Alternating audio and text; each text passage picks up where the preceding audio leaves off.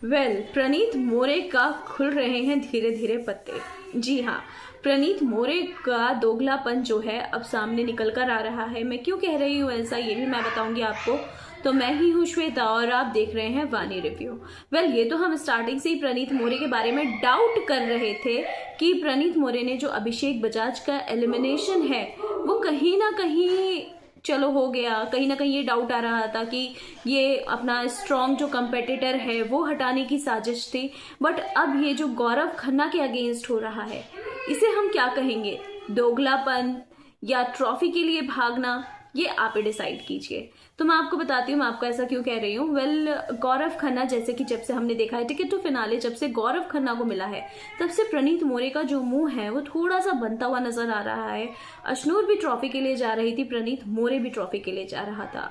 अब वीकेंड के बारे में आज आपको दिखाया जाएगा कि एक टास्क होता है जिसे माधुरी दीक्षित कराती हैं और कहती हैं कि इससे आप बताइए कि आपको क्या लगता है। अब इससे आपको आपकी रियलिटी पता चलेगी, जिसमें बॉक्स में गौरव खन्ना को खड़ा किया जाता है और ऊपर प्रणीत मोरे होते हैं और उनके सामने ऑप्शन दिया जाता है कि आपको गौरव खन्ना का जो नेचर है वो बॉसी लगता है या एक और चीज बोली थी जिसमें जो वो कचरा है वो सारा 1 नंबर पे डालते हैं कि वो बॉसी लगता है।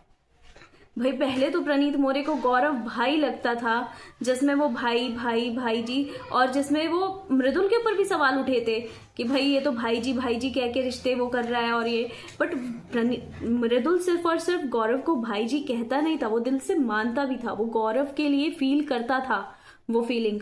इनफैक्ट जब वो घर से बाहर भी आया है तब भी गौरव के लिए जो उसका सपोर्ट है, जो उसकी बात मानने को लेकर उसने कहा है, वो लिटरली दिखता है कि हाँ वो कितनी रिस्पेक्ट करता है और गौरव को अपना बड़ा भाई ही मानता है।